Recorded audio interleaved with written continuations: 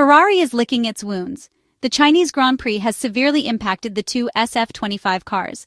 After the disappointing race result, with Charles Leclerc finishing 5th and Lewis Hamilton 6th, there was the cold shower of the double exclusion from the results due to two different technical irregularities revealed by the FIA stewards after the technical checks which were performed at the 5.45 1-kilometer Shanghai International Circuit. In Maranello, they are aware of the serious mistakes made, but the team's intention is to react as soon as possible, trying to erase from memory a weekend that will instead be etched negatively in the history of the Prancing Horse. The Monegasque driver was disqualified because his car was 1 kilogram underweight after extracting the 2 liters of remaining fuel from the tank. According to reports, it emerged that the left front wing, with its side panel and attachments, weighed almost 1.5 kilograms. The car in its entirety would have been at the limit, but the mistake was accepting to redo the check with a replacement part that, although having the same design specifications, had a different construction, with possibly different planned flexing and, therefore, a different weight. There are cracks within the Maranello team, and they have become glaringly obvious, but in the face of difficulties, the team is trying to stay united, knowing that the SF-25 could still be a competitive car. Lewis Hamilton secured pole position in the sprint race, which he won decisively, leaving the McLarens well behind. It is true that the McLaren cars had a bit of a mishap in the sprint and then fixed it for the Chinese Grand Prix, but it is equally true that the impressive pace displayed during Lewis Hamilton's first winning run has not been seen since. The SF-25 generates aerodynamic downforce that is only visible when the red car is running close to the track surface. This setup choice worked well for the 100-kilometer race, where only 40 kilograms of fuel is needed, but the situation changes when the race distance extends to 305 kilometers for the Sunday Grand Prix, and the fuel tank holds around 100 kilograms of fuel. The Maranello engineers and technicians had to raise the Ferrari off the ground, losing 0.4 per lap due to the reduced downforce generated by the floor and increased tire wear caused by the inability to deliver the necessary energy to the tires. Some have pinpointed the issues in the rear of the car, where the gearbox casing has been miniaturized, shortened to allow for a better weight distribution, and the rear suspension has been redesigned, still using a pull rod layout, but with different kinematics. The suspicion is that the rear end lacks the necessary stiffness, ruling out aerodynamic issues as the primary cause. According to our various reports in the Italian media, no suspension modifications are planned, but there is an ongoing evaluation of adjustments to the keel of the diffuser, where Ferrari has introduced a sort of step, a small ledge that generates more downforce, provided it operates at the height anticipated in the wind tunnel. Mechanically, the team will aim for a stiffer setup without changing parts. It is not certain that modifications will arrive in time for the Japanese Grand Prix to equip both cars, making it more likely that changes will only be seen at the Bahrain International Circuit in Scuderia.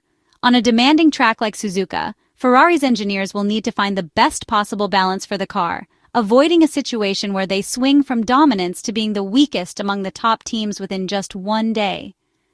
The recently resurfaced Japanese circuit is said to feature numerous dips and bumps, according to those who have had the privilege of driving on it. This means that it is certainly not the most suitable track for Ferrari, but after so many bold claims, a third consecutive weekend of struggles would be unacceptable. On the other hand, in recent days, a lot of harsh statements have dominated headlines, social media, and public opinion. After the first 2 races of the season, Ferrari has faced a storm of criticism, harsh, often disproportionate attacks. The atmosphere around the team has returned to the heavy and toxic mood of past difficult moments, with rushed judgments and irrevocable verdicts. But are we really sure everything should be scrapped? Yes, mistakes have been made, but at times we have also seen encouraging signs. The SF-25 has shown strong single-lap performance under certain conditions and greater consistency in race pace compared to last season. There is a solid foundation in this project that deserves time to mature. Charles Leclerc's disqualification is undoubtedly hard to justify, but it must be seen in the context of an alternative strategy the team attempted in China. The decision to switch from an initial 2-stop plan to a single stop proved to be a mistake due to higher-than-expected tire wear, which led the car to drop below the minimum allowed weight. However, Ferrari finally demonstrated courage by differentiating strategies between its drivers, something long requested in the past. It doesn't always work, but it's a sign of growth. The most revealing case, however, is Lewis Hamilton's disqualification. Paradoxically, that mistake best represents the phase Ferrari is currently going through. The new car is based on a deeply revised concept designed to close the gap to McLaren and Red Bull that remained in the second half of last season, despite developments. Simulator and wind tunnel data were clear: more aerodynamic load, greater stability under braking, and better corner entry performance. But to achieve all this, the SF-25 needs to run significantly lower than before. And that's where the problem arises. The floor scrapes more, the plank wears out critically, and engineers are forced to raise the car between practice sessions and qualifying to avoid risks, compromising performance in the process. In Australia, the decision to raise the car was precautionary. In China, after Lewis Hamilton's brilliant sprint victory, the team took a gamble and paid the price. But this is not an excuse. It's proof that Ferrari is pushing to the limit to develop an ambitious project. This must be understood. This is not an excuse but a growth process, a necessary shift after the previous concept had reached its limit. The SF-25 is a new, more complex machine that needs time to find the right balance, especially in ride height management.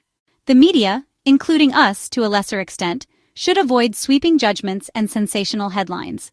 Racing is not just about numbers and immediate results. It is about evolution, risk, and experimentation, and sometimes failure. Perhaps this advice should apply not only to the media, but also to the team itself. In its eagerness to bounce back and reassure the environment, Ferrari risks creating expectations that are too high, too soon. And when reality does not match the promise, disappointment hits even harder. From this perspective, Ferrari could take inspiration from McLaren, which in less than 2 years has quietly but remarkably climbed from the back of the grid to the front, without bold proclamations, just solid work. The results speak, not the words. Through all this, it is important to recognize that the drivers bear no responsibility. On the contrary, they are handling a complex situation with great maturity. Lewis Hamilton arrived at Ferrari with enormous expectations, driven by the desire to write a new chapter in his career, and perhaps in the team's history.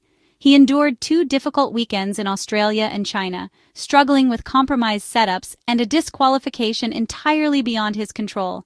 Yet he still tasted victory in red, even if only in the sprint. He could be frustrated, and perhaps he is, but his experience will be crucial in guiding the team out of this phase. Charles Leclerc, for his part, continues to display patience and absolute loyalty. Despite disappointments and past mistakes, he keeps working hard, making himself available, taking responsibility, and believing in the project. Being a Ferrari driver is an honor, but also a test of emotional endurance. Fortunately, the Italian side has 2 true champions, not only talented enough to make a difference on track, but also with the right personalities to help solve problems. And today that is worth just as much as a tenth of a second per lap.